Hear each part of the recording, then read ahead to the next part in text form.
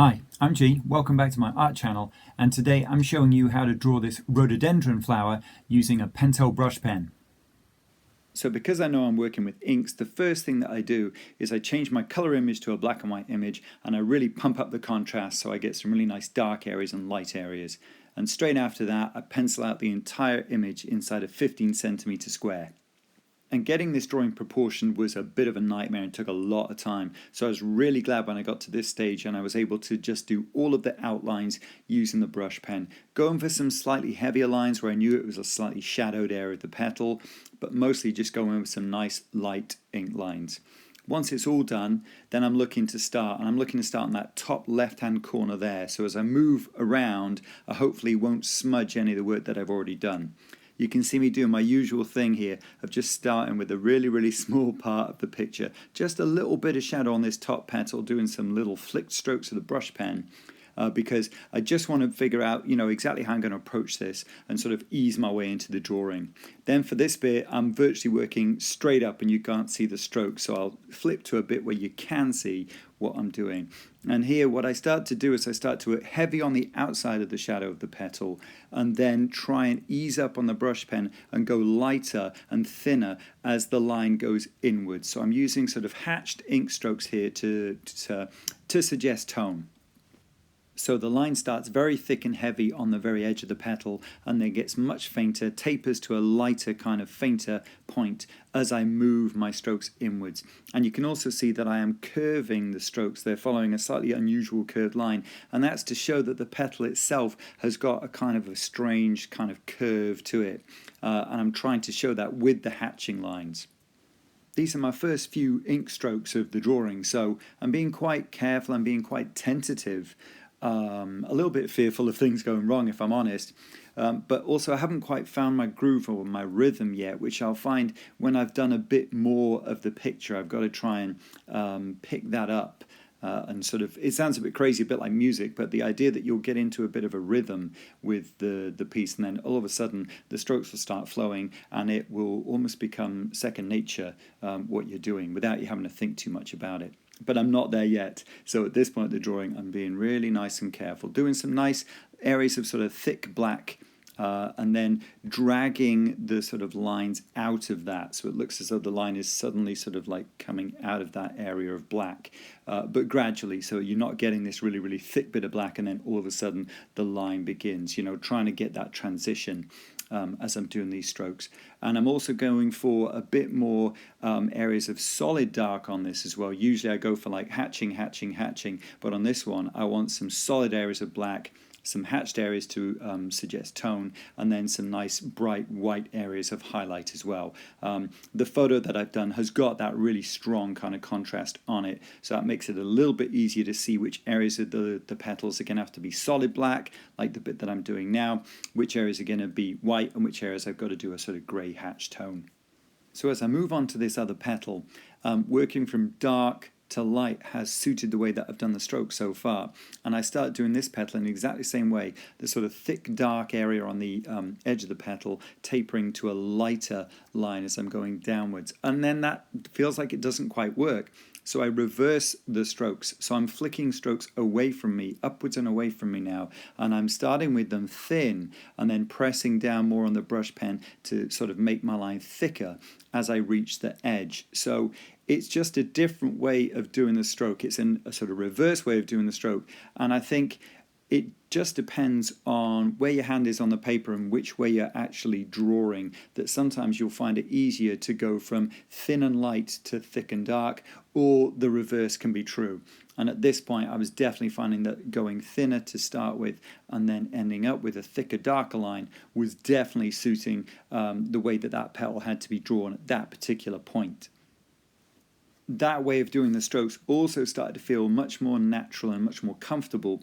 So you can see that I adopt exactly the same approach to this one. Even though I'm now pulling the strokes towards me, I start light and I end up going thicker as I get towards my hand and sort of towards the sort of right hand corner of the picture. And even though that was like completely different direction to what I'd just been doing, it felt just more comfortable and a bit more natural, and I felt as though I just had a little bit more control over the thickness of the line. It wasn't getting away from me and going too thick. So you can see that I operate on this part of the petal in exactly the same way. Nice and thin to then thick and dark near where the petal is disappearing underneath the petals around it. So you might be wondering, well, why don't you just use that kind of stroke all of the time? Well, I would guess there were two reasons. Number one reason is when I'm doing a video like this, I have the picture in a fixed viewpoint. I don't twist it around, move it around like I see other people do in their videos. And that's fine for them, but I like to keep the picture facing you as if you were doing it yourself. And that means that sometimes when I'm doing some petals, I just can't manipulate my hand to do the strokes in that kind of light to dark, thin to thick kind of fashion. So there's that reason. The other reason is, I suppose, you know, it's like when you're doing a painting. When you're doing a painting, you will probably end up using the brush in a whole bunch of different ways, different angles, and to achieve different strokes. And it's kind of the same with an ink pen. Yeah, it's not going to perhaps give you as many different strokes as a regular paintbrush with paint on it would do, but still you can achieve different look and different strokes by angling the Pentel brush pen up, or you know, stroking it much more almost horizontally, and you can get a whole bunch of different effects, and you need to, you know, using the brush in a different way, just like you would a paintbrush. So you can see that I've moved out onto the rest of the flower now, and I'm still trying to keep it from working from the left to the right, because being right-handed, I don't want to smudge any of my ink lines that I've done so far. And I'm using 165 GSM sketchbook paper here, and it's a good paper. It's not got a sort of very, very smooth sheen on the surface, and I do find that those kind of papers, like cartridge and Bristol board, they don't allow the ink to dry so quickly, and it sort of sits and bubbles on the surface sometimes, meaning that there's way, way more of a risk to you smudging it. So I like this paper. This is Derwent's 165 GSM, just sketchbook paper, but it's really nice and absorbent. So when I'm doing these ink lines, unless a really big blob of ink comes, you know, running down that nib and is on there, it dries really, really quickly, which is absolute bonus. But even then, it drying quickly, I'm still working from top to bottom and left to right to try and make sure I don't smudge anything. Just I've been watching myself do some of the lines here in this kind of like speeded up look. It's reminding me of the way that old printers used to print, you know, where you would see the little print head moving along, and it would do some ink, then it would leave a gap, then it would do some ink, then it would leave a gap. And, you know, by the time it got to the bottom of the page, it would have created a picture.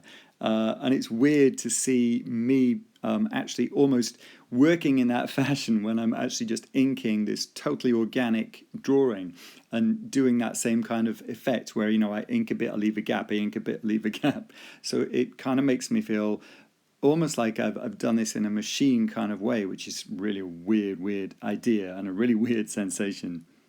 You might remember me saying earlier that it was tricky to draw this piece, and it was also probably the most challenging one that I've had to ink out of all the ones that I've done. You know, more challenging than the rose that I did, more challenging than the iris that I did.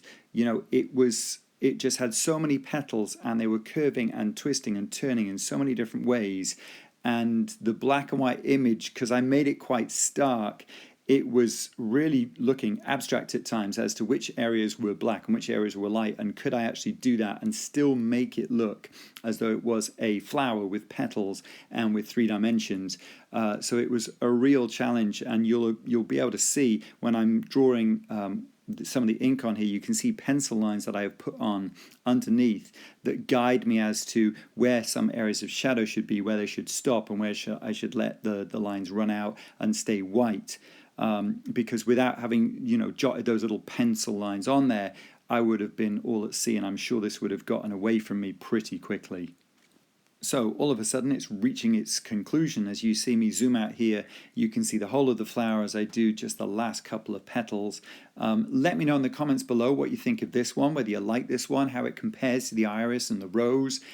Please don't forget to subscribe, hopefully like and share, because that all helps. And if you like this brush pen picture, why don't you check out some of my other videos? The links are right here. Thanks for watching.